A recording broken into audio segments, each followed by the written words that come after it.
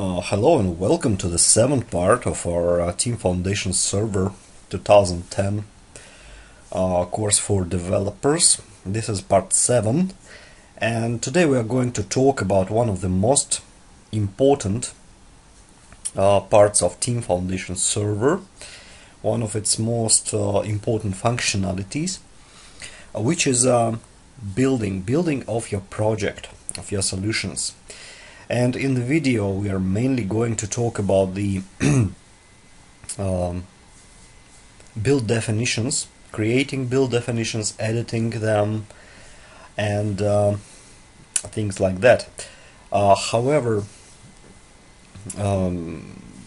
there is a much deeper and wider theory behind the building, since it's the most important feature of Team Foundation Server, perhaps after the version control and the source code control.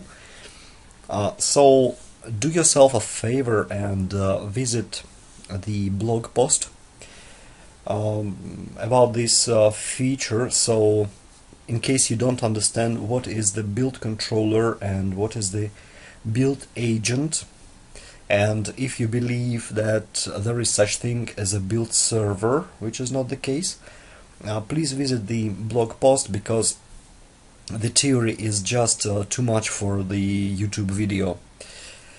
However, the build definitions is interesting topic as well, and I will try to cover the theory when we'll feel needed. So perhaps the theory will still be the biggest part of this video. So in this case, as you can see in the Team Explorer, there is a branch builds, and it contains all the build definitions. So why do we need to build on server? Why do we need to build somewhere else? Because it's a very often situation, very frequent situation, maybe the second frequent situation in working with a team, when developer claims that everything builds on his machine. The first frequent situation is when everything works on developer's machine, but it doesn't work on the customer's machine. And in this case, when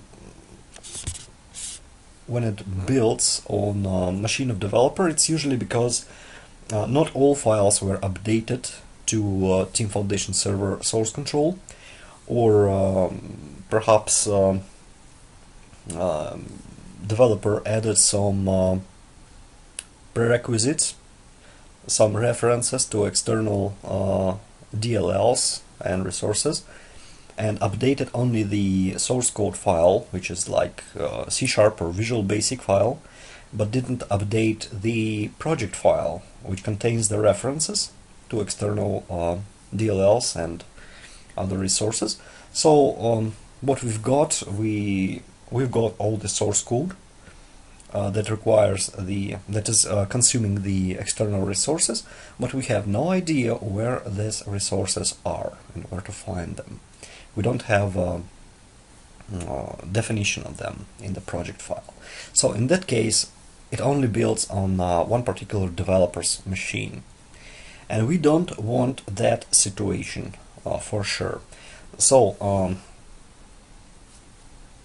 build definition in the Team Foundation Server project solves this problem, and it allows us to build the code somewhere else, and after that it can even run the unit tests and integration tests. And what is the difference between the unit tests and integration tests? You can find out in the blog post, and it's definitely interesting topic, and you definitely should know it. So most likely in a big and agile project, you will have quite a lot of build definitions. And in order for this build definitions to work, you will have to have the build controller. The build controller is part of Team Foundation server, and you must have one build controller per project collection. And again, this I will cover in the blog post. I just have to, because otherwise we will waste quite a lot of time. I remember I had to explain all the theory behind the Team Foundation server building, and when I had to explain it to my colleague, it took about 1 hour, and believe me, I didn't repeat myself.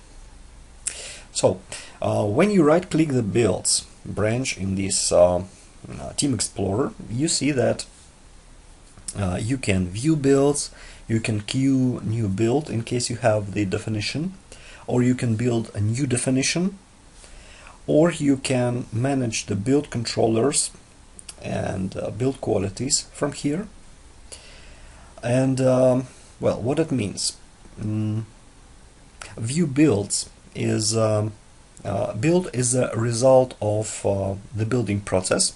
So usually it contains binaries, or perhaps only the information about the build, whether everything was built, whether tests were passed, and so on. Queue new build is when you want to request new binaries. Like, for example, you have to create the release of your software, so you queue new build, and the Team Foundation server queues the building somewhere where you need it.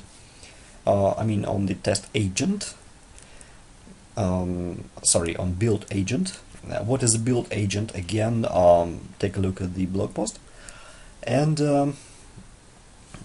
depending from your build definition, you may have your binaries somewhere in the local area network, somewhere on a shared folder, and use it for creating the release. And if you want, you can even automate the release creation. It's called Wix, W-I-X, the technology which allows you to create the Microsoft installer packages right in this build process, in the build definition. I think we will cover this topic a bit later, not in this video, about how to create the Microsoft installer packages right from your build definition. So we are choosing the new build definition because we are going to create the first definition here. But other options include manage build controllers. Usually you have one build controller per project collection. So you may have one Team Foundation server, and it has one or many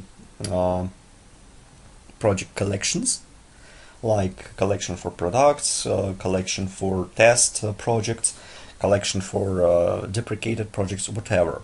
But anyway, each collection should have one build controller. Controller is a manager for build agents. So it doesn't build anything, it only queues the task to a available build agent.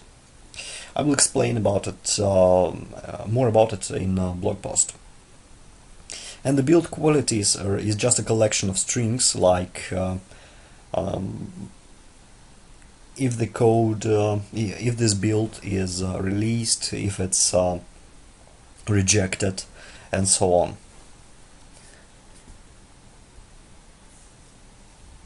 So we're going to create a new build definition, and it's quite straightforward process. There are 6 sections, general, trigger, workspace, and so on. And in the first section you have to fill the name, the description, and as you can see there is a little checkbox, disable this build definition. So how to use them? The build definition name is a unique name for this build definition.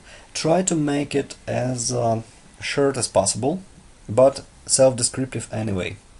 So if it's a nightly build, make sure you name it like the project name and then nightly.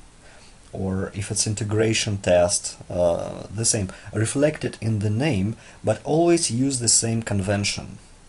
And the worst situation you may have is when all members of your team, like 7 to 9 members, they all have the access to create the build definition.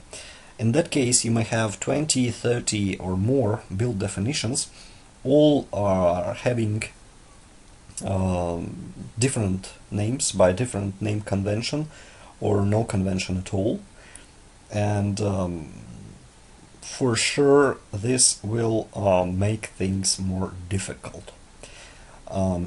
In order to have right to create the build definition, you must be member of either the TFS project administrator or the builders group. So if you want to give permission to someone to create build definitions, you must add him to builders security group of this project. You don't have to give him the administrator rights. So that's the name. In description you can write whatever you want. There is no naming convention. And by the way, for build definitions you cannot enforce the naming convention, unfortunately. So it's up to you to discuss it with your team how you're going to name your definitions, or make a decision yourself and make sure that no one will screw up your work. So in this particular case, since the project name is shapes, I will write it in the build definition, because this will be the only one build definition here. And notice that there is a checkbox, disable this build definition. As a usual practice, I check this box if I am not sure that that I am going to finish creation of this definition right now. So if I know that it will take some time to edit this item and it will be saved during the process, I don't want anyone to use it by mistake. So I disable it, and then well, nobody can use it until I finish the editing. And this time we are not going to use it. The triggers. Triggers, as you can see, there are 5 types of them. They define how you are going to build using this build definition, or let's better say when it's going to be built. So the manual means that you have to run the Visual Studio, right click, or I don't know, you can go to a web portal of your project and you can queue a build. So you're basically telling to your build controller that, you know, this is a build definition and I want this build now. And then, and only then, it will build your files. So as you can see in the name of that manual trigger, check-ins do not trigger a new build, which at least means that they could trigger a new build. And that's what is called the continuous integration. Perhaps you heard this term, and continuous integration means that Team Foundation server will queue a new build after every check-in. So you check in the code and it's built on the server. It's a great feature because it will allow you to separate your code from green and red, and you will always make sure that the code builds. Why it is important is because sometimes when you check in the code, there could be a situation that this code only builds on your machine. And in that case, if someone gets the latest sources from the TFS, he gets something that will not build. And in that case, well, it's definitely not the situation that you want. So in case of continuous integration, you will see that code doesn't build, and moreover, by default, the build definition contains such thing as bug creation. So it doesn't build, the TFS creates bug and assigns it to the one who triggered the build. So if you check in the code which doesn't build on server, server will create a bug and assign it to you. And other people, other team members will see that the project doesn't build, it's red, and they will not get the source code from your Team Foundation server, but instead they will wait until the build could be completed successfully. So that's about continuous integration. However, what if you have about 7 to 9 members? 9 is about maximum, I would say, size of agile developers group. So what if they are continuously checking in? Do you really want to build your project all the time, especially if it's a big project? Imagine that you are creating something like Microsoft Word, so a big project, which definitely builds a few minutes. So if you are in agile environment, it could be that everyone is checking in quite often, and in that case we have a rolling builds.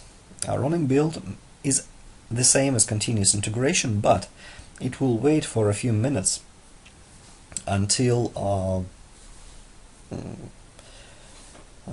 triggering the build. So, for example, you can say that it should be a rolling build, but do not build more often than every 20 minutes. So that means that no more than 3 builds per hour. This would allow you to conserve the resources of your server. The next thing is a gated check-in. It's the most complicated build definition. The gated check-in, and we're going to review it in this video as well, means that you can only check in code which builds on server. So if it doesn't build on server, then I'm sorry, you cannot check it in. It sounds good. In my opinion, it doesn't work as good.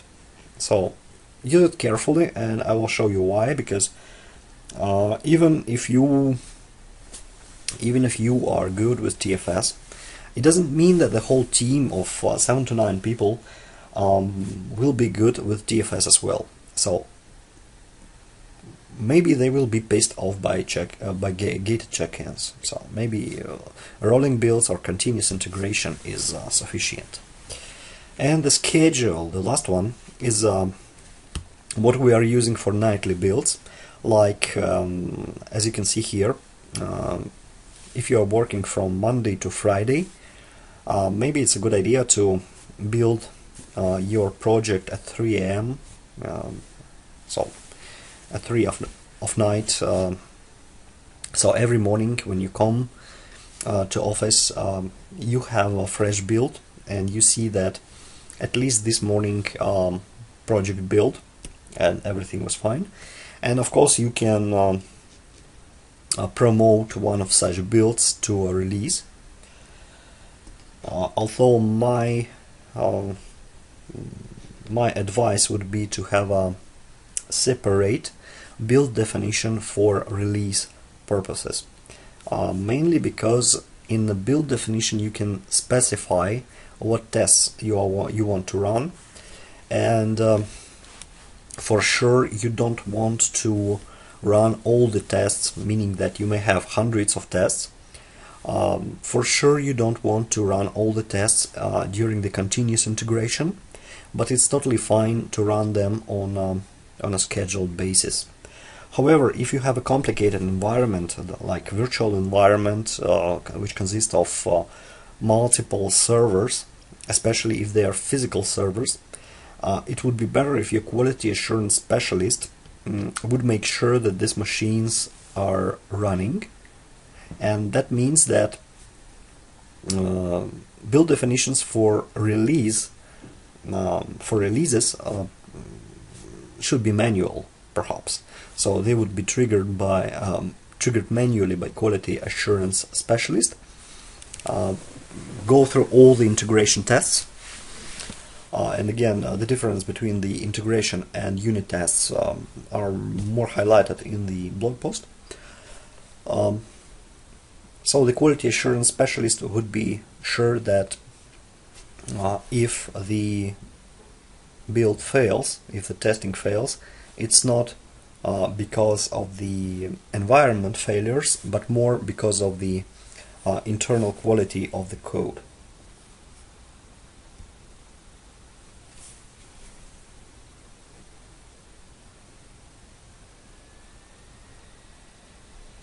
So I will choose the manual in this case. And now the workspace, what it is. By default, there should be the folder of your source control where your solution lays. So as you can see, the $/ means the root of your source control, and after that there's a build project, and the build project is the name of this project, as you can see in the right part in Team Explorer. This is the path inside of the source control, and always make sure that the source control folder doesn't point to the root, because if it points to the root, like the $/, it means that when someone is going to check in the code to any part, to any other project which is under the root, you will see that build failures in other project will be linked to your project as well. So it will be garbage. Take a look. It's source control, and you may see that there are 4 other projects. So if there would be root, that would be a nightmare. So in this particular case, it could be either build project or build project shapes. Even better if that would be build project shapes, because the solution file is there. However, we will leave it as build project, because then it will not interfere with other projects. And the build agent folder, what it is, always, well, at least usually, you don't have to change it, because the build agent is a software which runs on the separate machine, either physical or virtual machine. And in normal environment, you may have tens of build agents, and it's not because of the queue, of the build queue. It's because every time you need to run your lab tests, for example, and again, I will highlight it in the blog post, but still, the build agent is a software that runs on every machine that is that participates in your automated testing.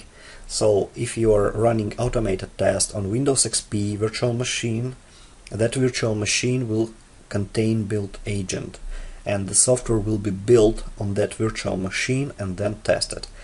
If at the same time you want to test on Windows 7 or Windows Vista or whatever, each of these virtual machines or physical machines, it doesn't matter, they will have the build agent as well. So you will have 3 builds. One build controller will assign different build agents for each of these tasks. and with the test manager, the Visual Studio Test Manager, you will be able to define what agents, what virtual machines participating in this environment, and on build definition here you will be able to select the agent to run, like Windows XP, like Windows 7 agent, or the agent that is local to you. It doesn't matter.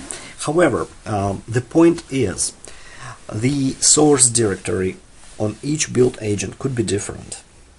Somewhere it's on C drive, somewhere it's on another drive, so don't change it to anything physical.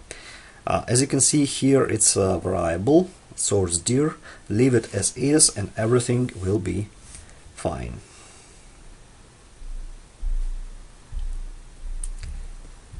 Now to the build defaults.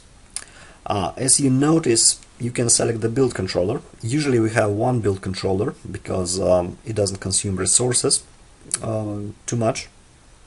The description is the description of this controller, and obviously this controller doesn't have a description, but usually we write something like this: build controller is for this project collection, because one build controller can serve only one project collection and all the projects in this project collection.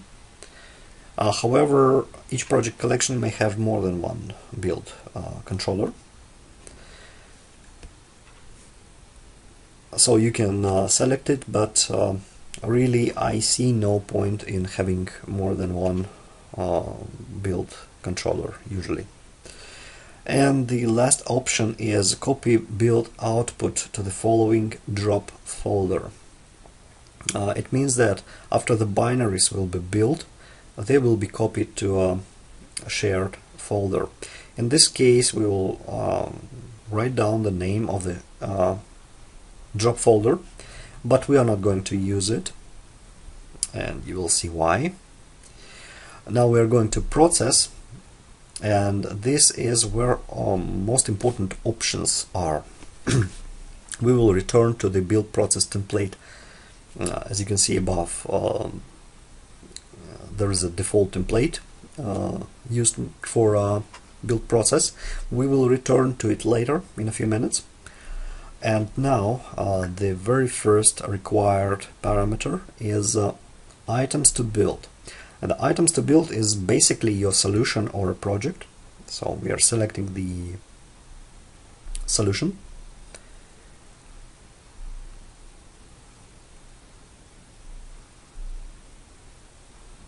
We are selecting it from the source control. As you can see, there is a MS build project files, where we can select the project. Or as you can see, we can create, we can add more than one project. And we define the configuration. The configuration should exist in your project, so it should be defined first in your project. Either debug or release, and take a look at the platforms. Chances are that you will select the platform like, I don't know, .NET, for example, and it will turn out that your project doesn't have that definition. You didn't define it in your project, that you have a platform like .NET or Itanium or whatever, and in that case your build will fail. So in this case, I am selecting the any CPU platform, which I know exists. However, one of the most frequently encountered errors that I've seen was that the platform in the project was any CPU without the space. So bear in mind that this is a simple string and there could be a typo. So we've selected the solution file, and since we have a test project, we can select which automated tests we will run after the build. So we could, of course, resort to something like this, like run tests in assemblies matching this name with the word test in them. But what if you are having hundreds of tests? What if you don't want to run them all? In that case, you will have to create a definition and a test list. And here, as you can see, the ellipsis button, the button that allows you to change the settings. With it, you will be able to select what exactly automated tests you want to run. So let's try it. Click the button and click the edit. And take a look.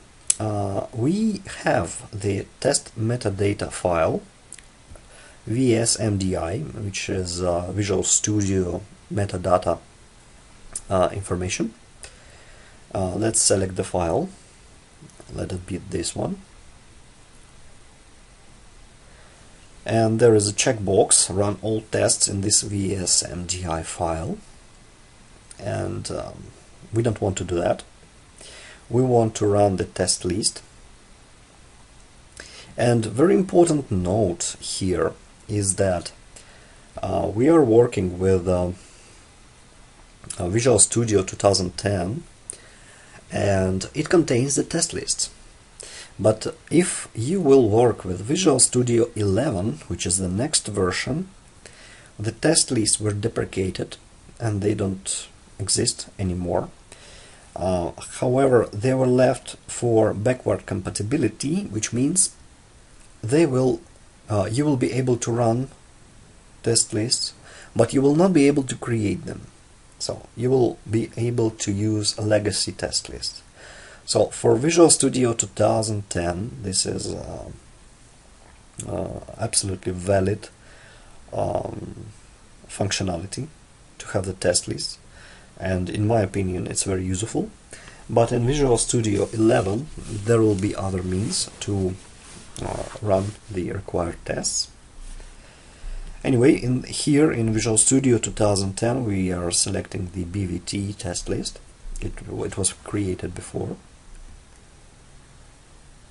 And notice here below there is a checkbox to fail build on test failure, which means that even if everything builds but test fails, the build will be marked as failed. And that's good, because it means that you have problems with logic,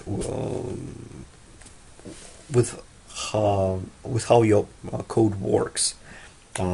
So perhaps you don't have syntax errors, perhaps all the prerequisites are okay, but still if you divide by 0 somewhere or do other nasty stuff and unit tests fail, then, well, by following the logic I would say that this build is unusable.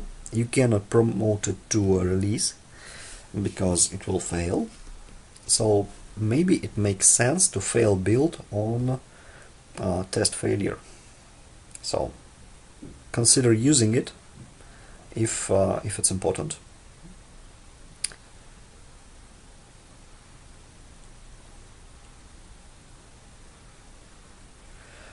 Here in criteria and arguments, you may see that you can run tests with priority higher than or below something. Could be useful because, as you know, tests may have priorities. But for now we are not going to deal with them.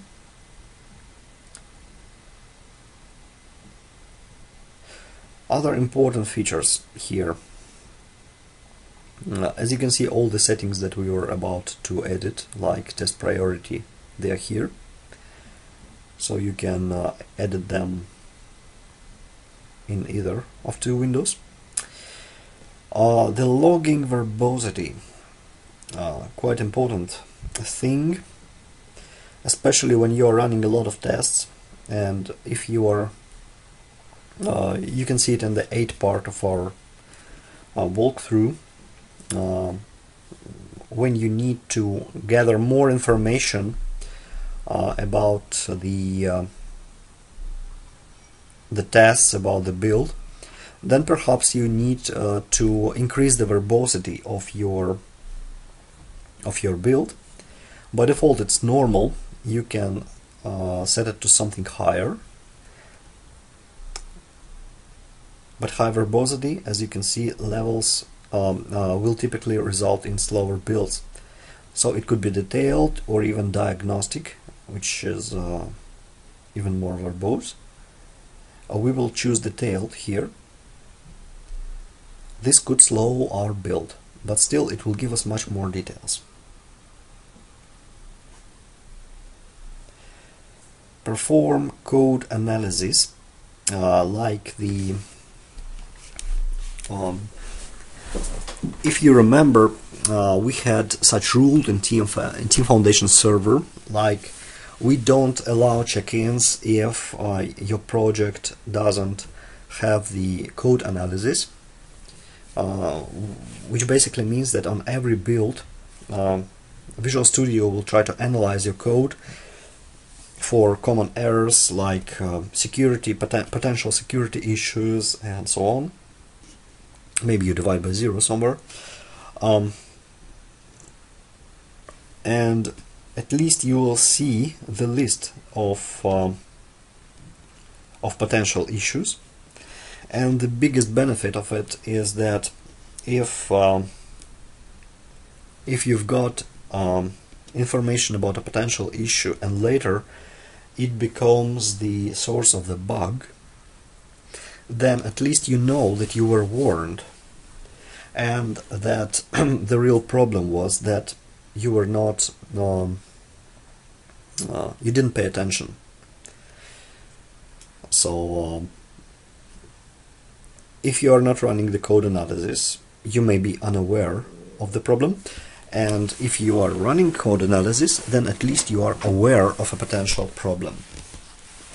So in this case it's as configured, but you can enforce the code analysis even if it's not set up in the project definition.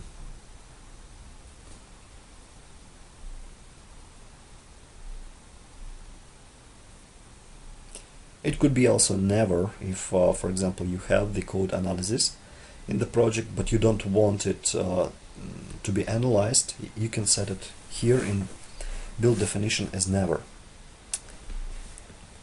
Now the advanced settings include such things as analyze the agent settings.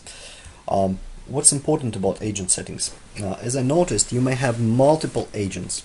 So for example, you may have code which should be tested on Windows XP because, for example, it uses the Windows API and something that is related to Windows XP, and other functions should be tested on Windows 7 and so on. Like you are using IRO if you are on Windows 7, and you cannot use it on Windows XP, of course, it didn't exist there. So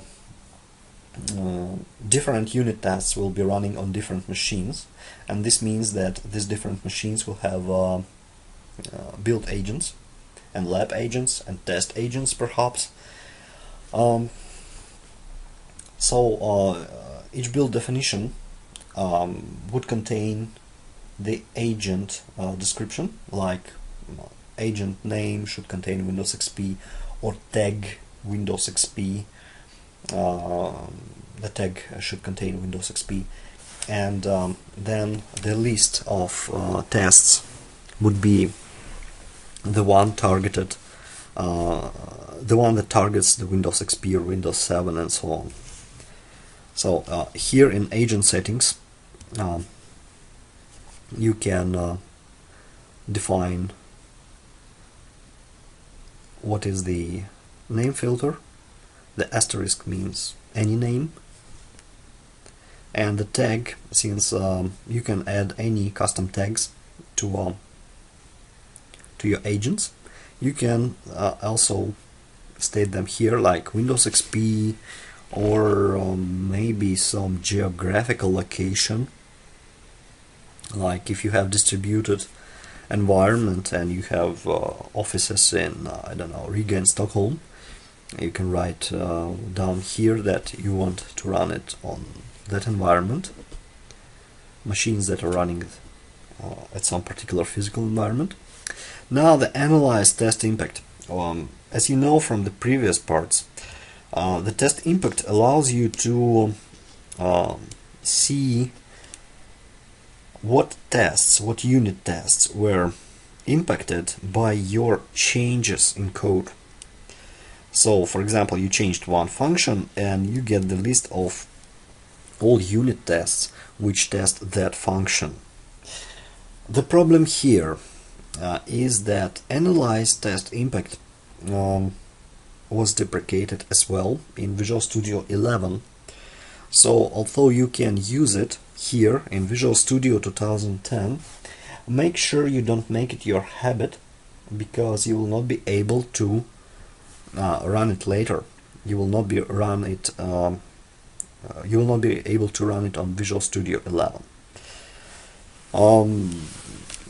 How it will look like in Visual Studio 11 I cannot say at the moment, because it's in beta version at the moment and they are still thinking about it.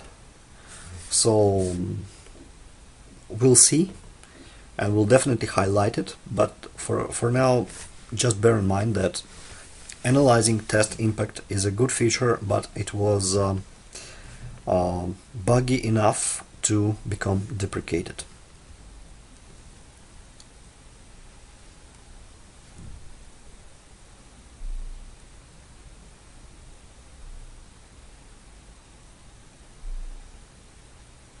It's a simple boolean, is it true or false? Now, associate change sets and work items.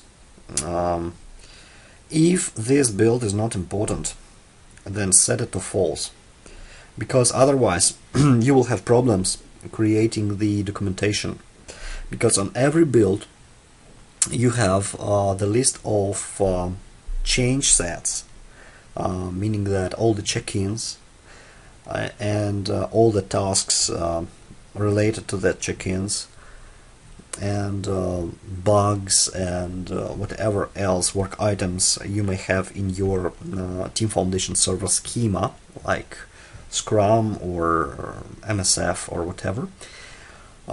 So you'll have that list, and association happens on the build, and work items will not be associated with next builds, they will be associated with this build only. So in order to not create the garbage, set it off when you don't need it. So if you just need to make sure that code builds, you don't need to associate change sets. In this particular case, we are creating the build definition, which only tests whether the code builds and whether tests are running, tests are passed. So in this case we don't need to associate any change sets or work items with this build.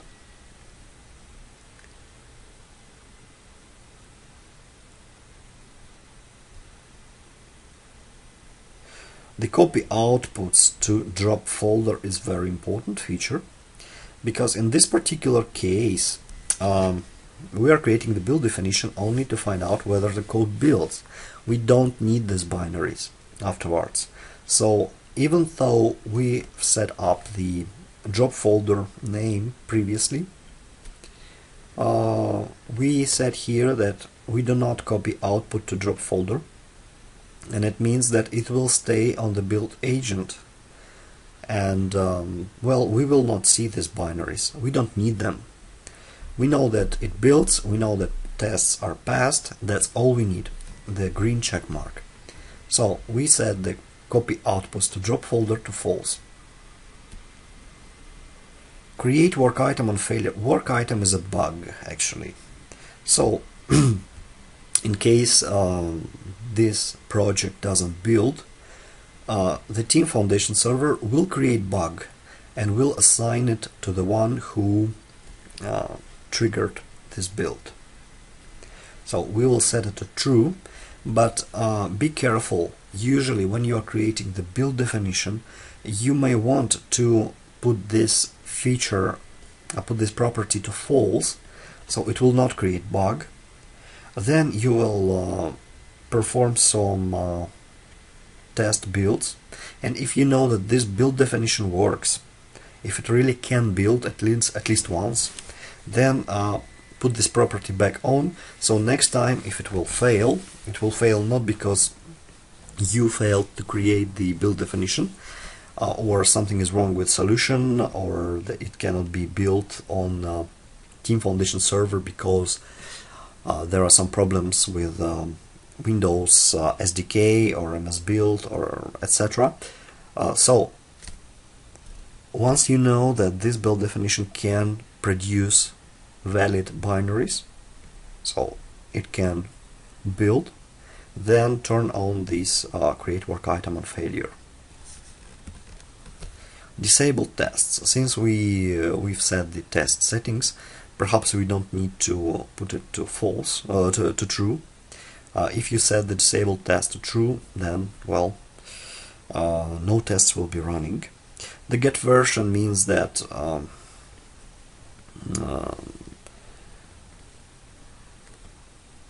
the version will be set differently, not as described in the project. Label sources. As you know from previous parts, the label well, is just a text mark on your build.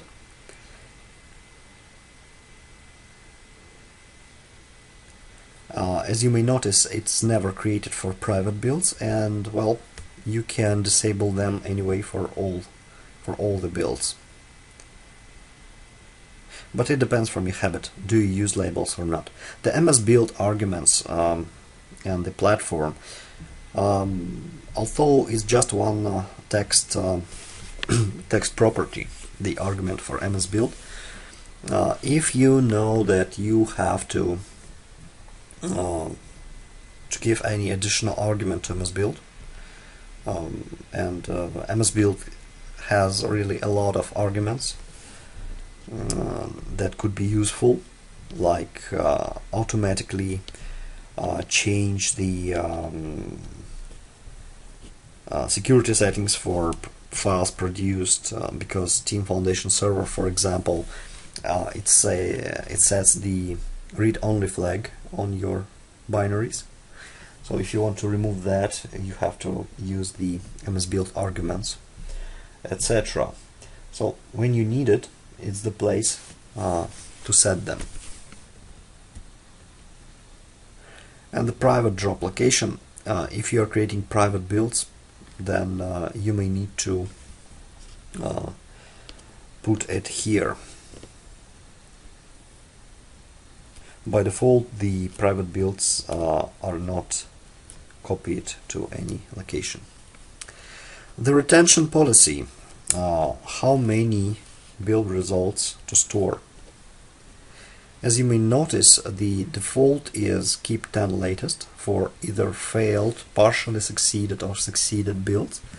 And failed means obviously that nothing can be built, or the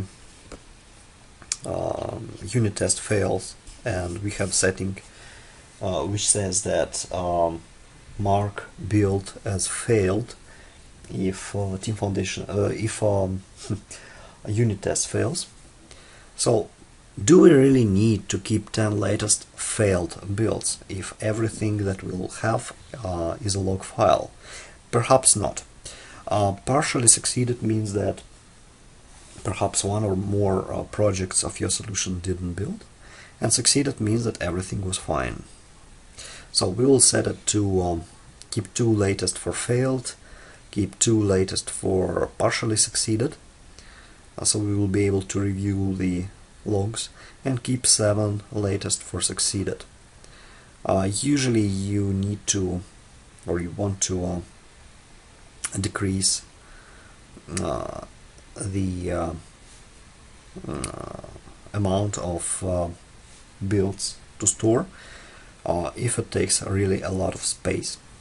However, when you are creating releases, when you're promoting your builds to releases, there is a special option to retain indefinitely, to retain the build indefinitely.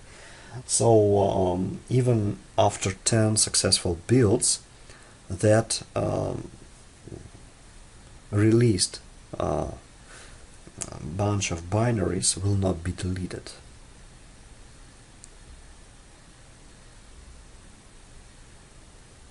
So we can save it.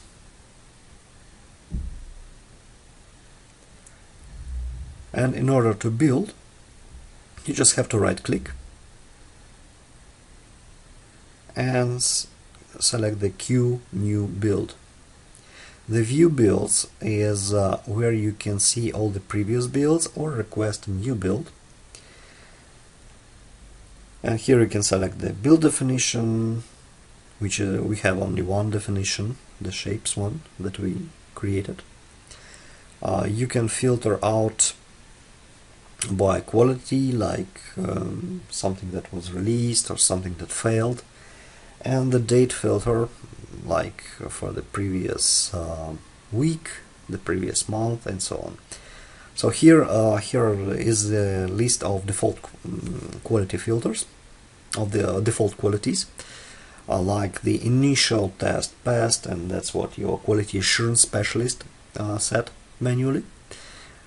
The lab test passed, you can either manually or automatically set it after the tests are passed in your lab environment. Ready for deployment is when you are ready to deploy actually this code. So all tests are passed and everything is okay. So ready for deployment means it was not deployed, but it's okay to start deployment of this. And ready for initial test, it means that quality assurance specialist didn't test it yet. But for example, if you set the quality of your build to ready for initial test, then by following the logic, I would say that when quality assurance specialist comes to office, logs into TFS, and he will be able to see all the builds with this quality ready for initial test, and he could queue new tests or perform new tests on that particular build. Rejected means that test didn't pass, and for some reason, perhaps because of the bug or something, we rejected this build, so it will be discarded. It will not be released. The released quality means that it was released, it was sent to the customer, and it was installed on customers' machines. And if later we will have problems with the customer, we can take binaries from this build. UAT is a user acceptance test, means that this build passed the user acceptance test, meaning that user went through this build and decided that yeah, it works as it's needed. This includes the usability tests and whatever user may find useful. The under investigation is when you discovered a bug and you're investigating whether there is a problem or where is this problem. So you are in process of finding out and resolving the problem, and definitely you don't release the build which is under investigation.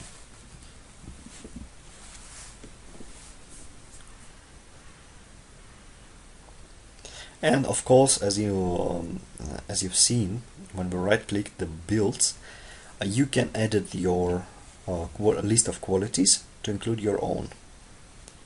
These are just proposed defaults.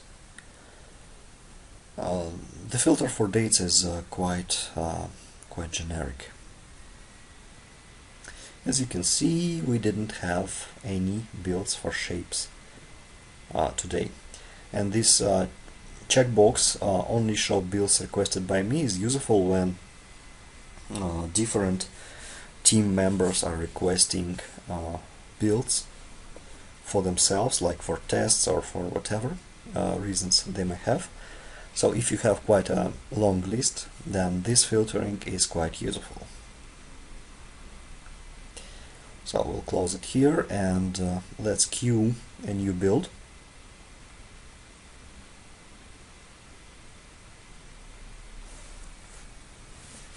Right click the build definition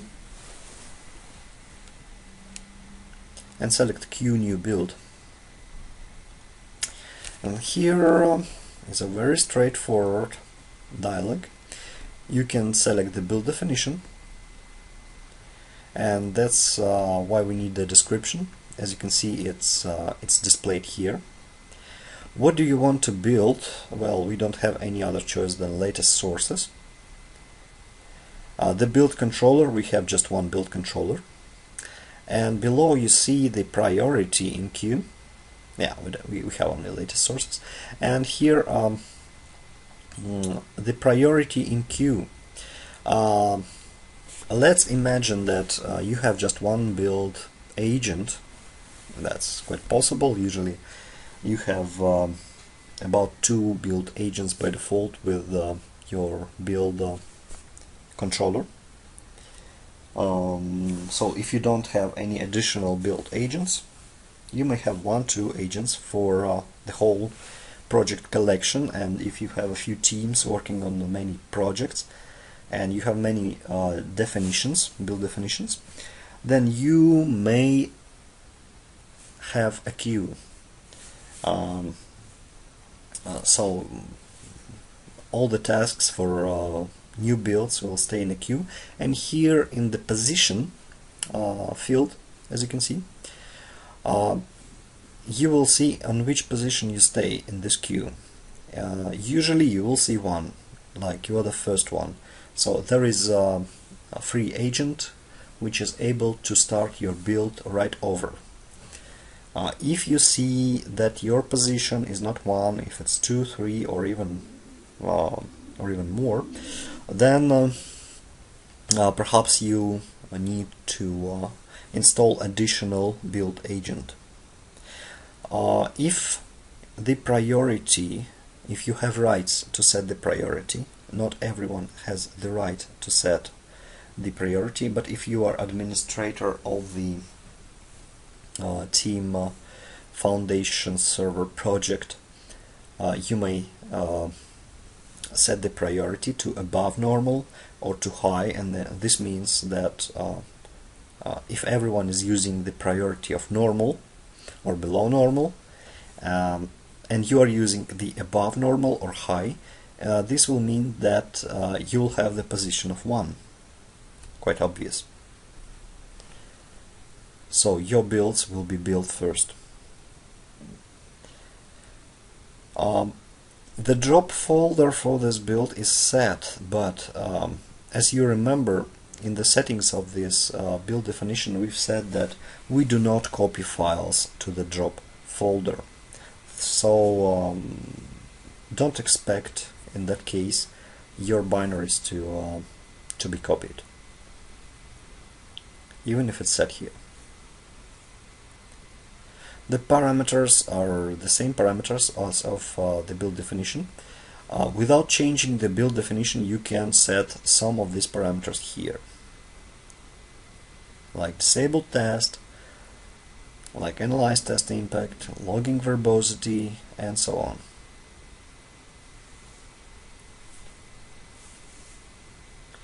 So we'll just queue it, and it may take about a minute to compile.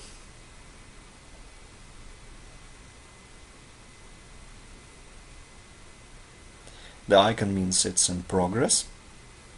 So if others queued something that queued some builds, you will see it here as well. If you double click, you will see the progress. You can stop it, you can view log, you can view summary of this build. You can see how much time each step is taking.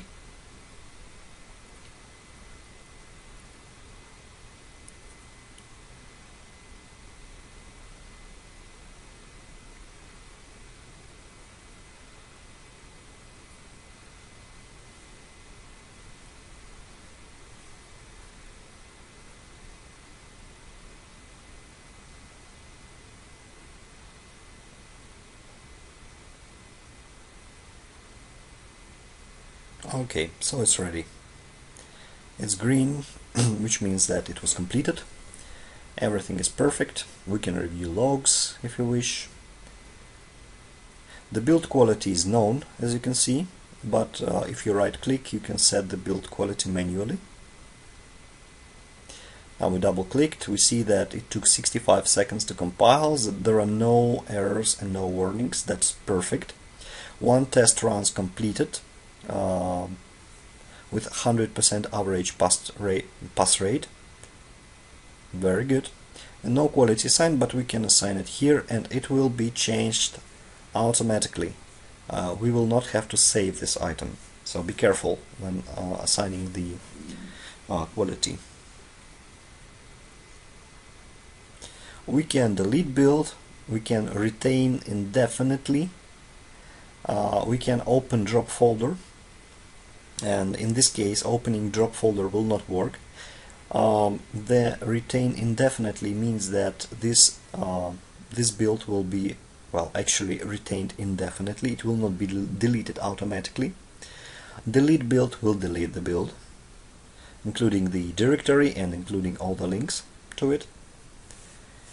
And in this case we created this build definition only to view logs in case of errors and to make sure that everything builds. So if it's green, it's okay, we don't need even the log.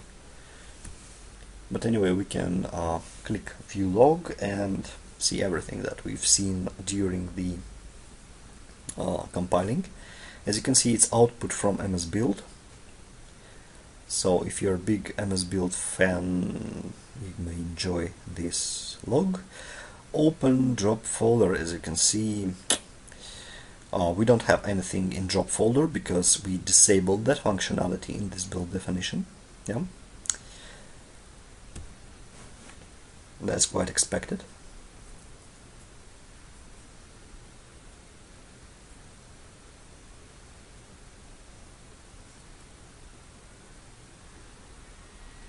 The retain indefinitely and delete build.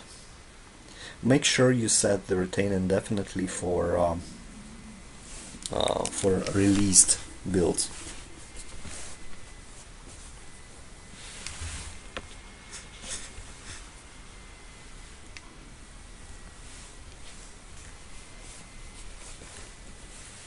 So now let's see what is the gated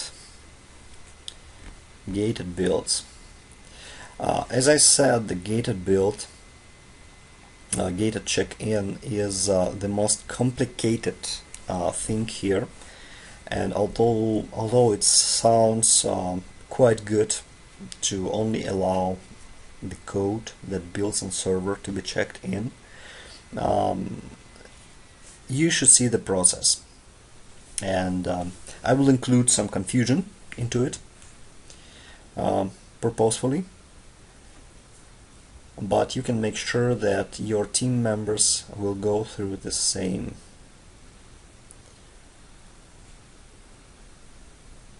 Okay, so it's gated check-in now, and well, in order to test it, we will need to make changes to our solution. So let's open it up.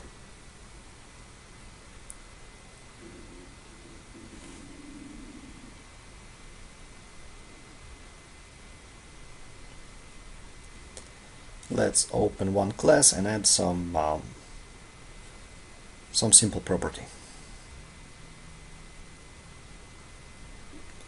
Just some code.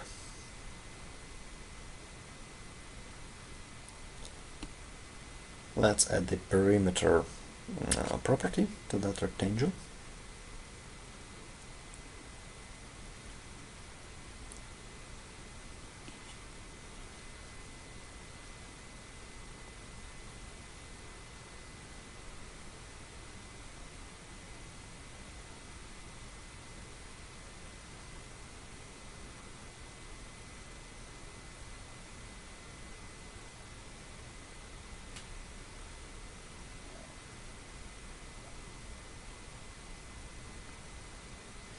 Very good.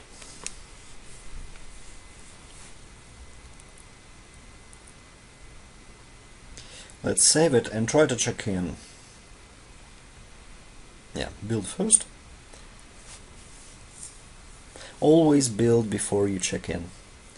As you remember from the first parts, you can set it as a prerequisite in Team Foundation server, so people will not be able to check in if it doesn't build. So we are viewing the pending changes. We see that one class was changed. We are adding comment. We are selecting the file, and we're trying to check in.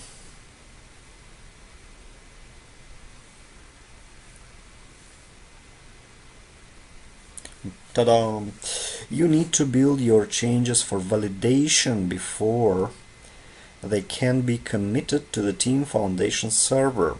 And what's important, your changes have been shelved and will be built as follows. So about the shelving, you can see one of the previous parts of this course when we discussed shelving.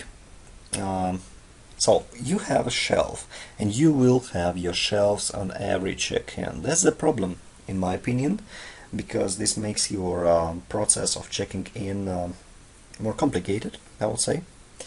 But, well, let's see what usually your team member would try to do. Of course, he would try to see whether he can bypass the validation. And in this case we are administrators, so we can bypass the validation. You see, it requires permissions.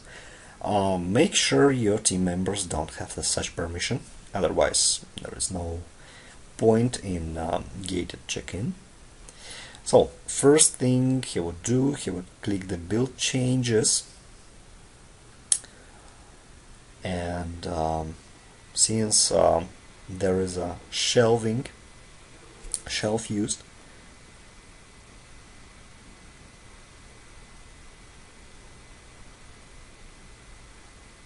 he would even try to unshelve it.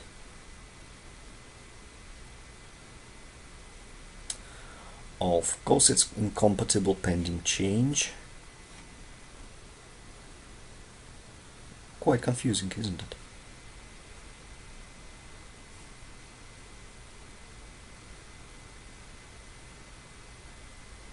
So what we need to do now, as you can see, the shelf was used.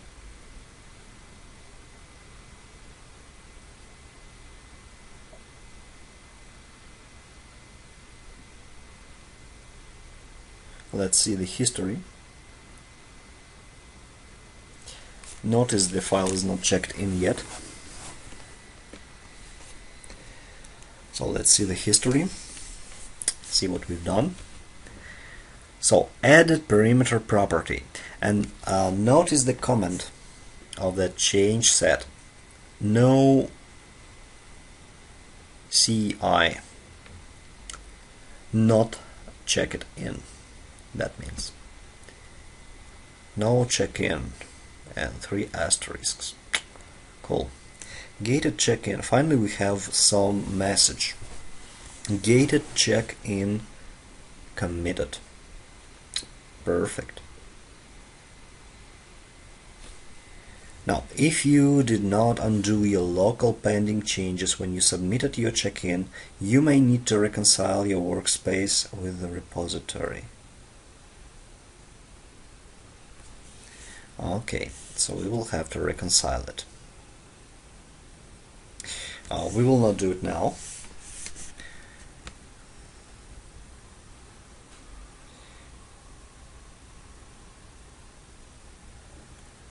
Because we will do it from here.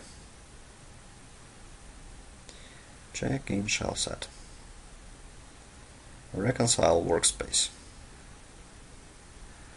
Yes, reconcile it.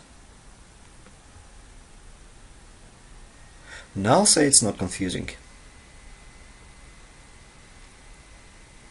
Wow, and it's checked in.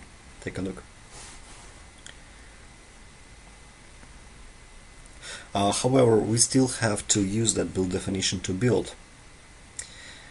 And you will see that if we will try to edit it now, edit the build definition, because there is another functionality that we want to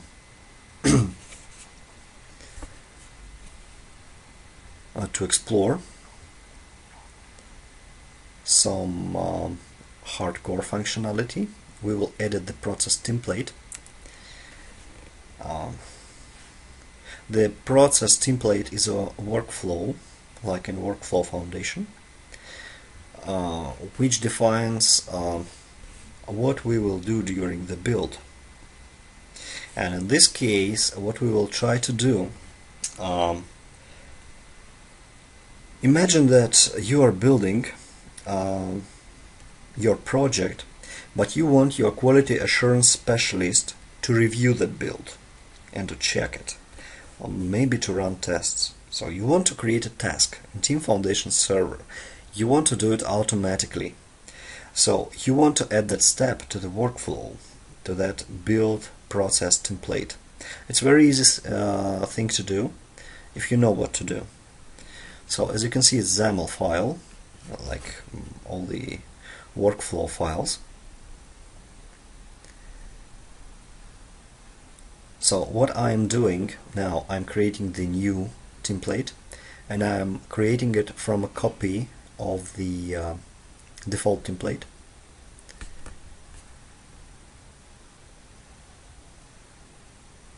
Okay, boom. And the problem is your check-in could not be completed because it affects the following gated build definition. To complete your check-in, you will need to queue a build of the shelf set, gated, blah blah blah. So before we proceed, we have to queue a new build, and that will solve the problem. Fortunately, Visual Studio is wise enough to smart enough to propose a solution. Okay, let's save it, although I shouldn't save it, but anyway. So the build is queued, most likely it will succeed. Yeah, it succeeded. So now we can proceed and change that shapes, and let's try it again. Let's go to process, and the new template is not here, so click new. It will be a copy of default template. We change the name to my build template. Click OK. And what we have now, we have a link to that new my build template. You can see it, blue, right here in the build process template frame. So we have to click it in order to edit it. Yep, just click it, and we've opened it. And take a look, everything is great. Everything is great because the local path is not mapped. It's basics. We covered it in previous parts. In order to edit files from the source control, you have to map the folder from the source control to your local folder. So it will be mapped to your workspace. So we have to map it. So let's do it. Just click the Node Mapped link, Select the directory and let's create a new directory. Somewhere. As a good practice, I usually map everything from one TFS server to a special directory for the TFS server. Oh, I missed the button, sorry. Let's do it again. Let's map it to the working directory. This one, and let's create new folder.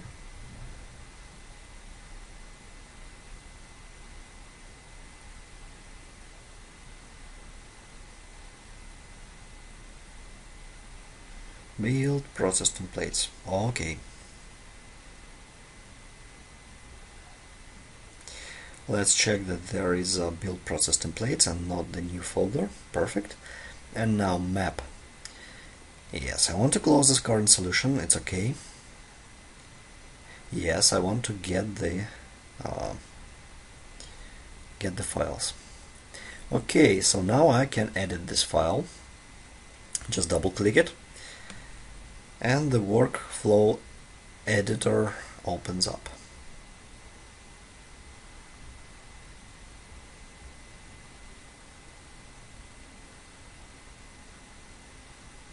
So here is the sequence. Now it will load.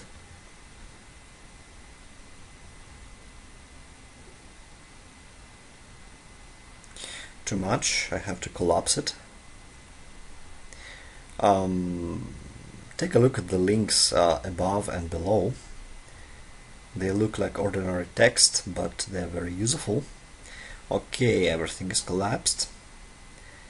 And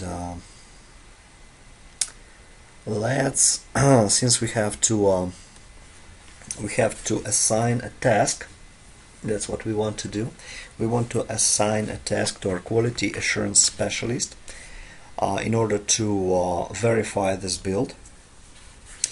In real life, it could be also create a task for a person who is responsible for creating the MSI packages, Microsoft installer packages for releases. Like, for example, when you're building the release, you want to create the MSI, and if you are not using the VIX, for example,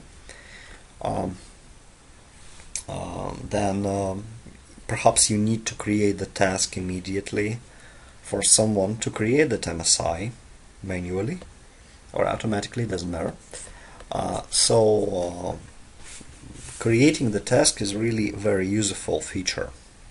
So let's see how we can do it. But first we need to put the argument here, and the argument could be the name of that person or the username of that person whom we should assign the task.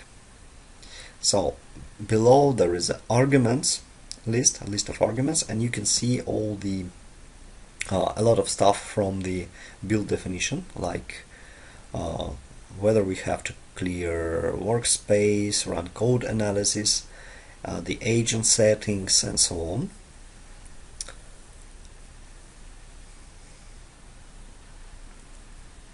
And we add the new one, and well, let's call it the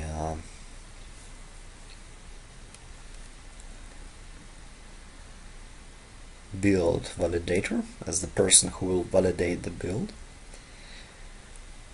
It's a normal string, and the direction is incoming. It's like in stored procedures in SQL Server. The direction is in or out. Out means that the value will be produced by this workflow. In means that we are giving the value to this workflow. In out means that it could be both. We can provide the value through this variable to the workflow, but also the workflow can change this value and we can use it later. The argument type is either string or integer or boolean or even object or array of any type, or we can even browse for types to use more types like double and so on. So in this case it's string, of course, because it's a username, and the default value will be just an empty string. We're not going to provide any value.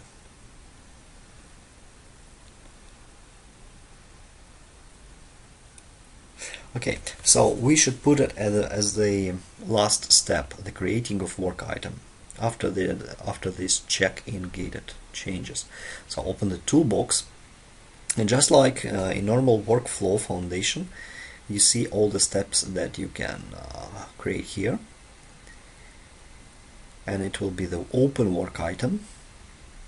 Just drag and drop it to the end of the workflow. And now you have to set the properties, like for example it should be task. So right click, properties, and it's very straightforward. So assigned to, let's assign it to build validator property. And the property we will set in build definition. Here we'll just say that it will be build validator. Okay.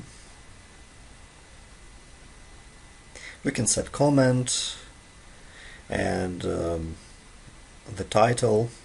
And notice here that what we are typing here is a normal code. Actually, it's like Visual Basic code. So you have to use quotes if you are typing the string. Validate build. Then let's add the property.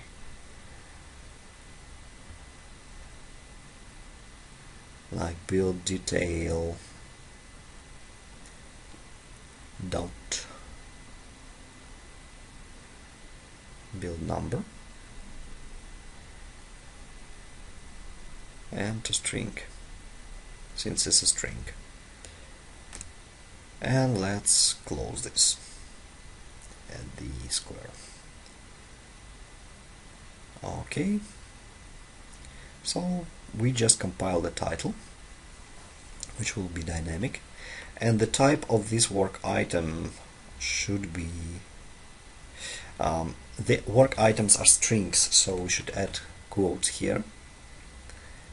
In Team Foundation Server, since it's using metadata, and you may notice, you might take a look at another blog post which is about the migration from one TFS schema to other.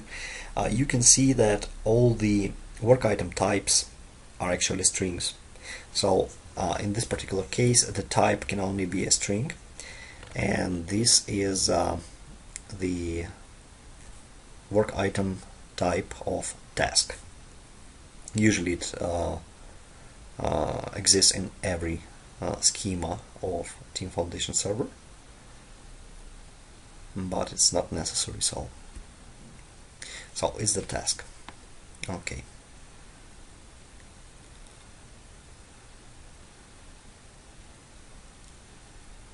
Perfect, let's save it and see whether it works. Okay, I didn't need to save it this way, but instead right click and save this particular file. Perfect. Should work, I think. As you can see, it's not checked in, so we have to check in for this file first. Let's go to the pending changes. View, other windows, pending changes. Here it is. Let's type something in comment. Take it as a good practice to comment every check-in. So we add a task to create the work item.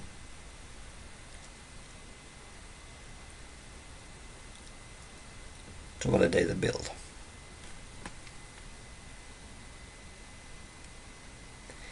and check it in. Okay, it's checked in, it's in TFS now, so we can use it.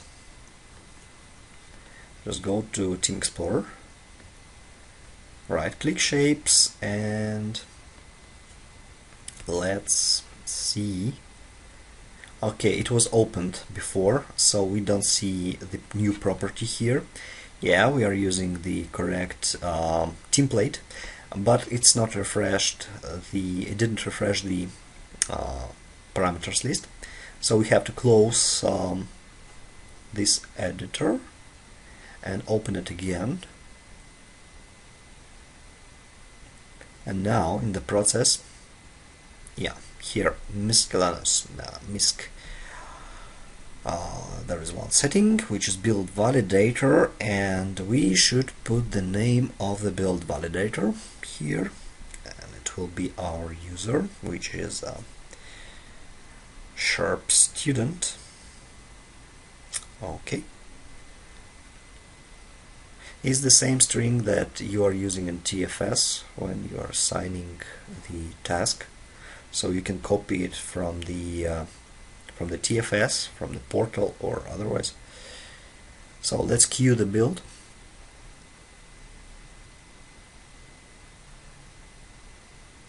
Okay.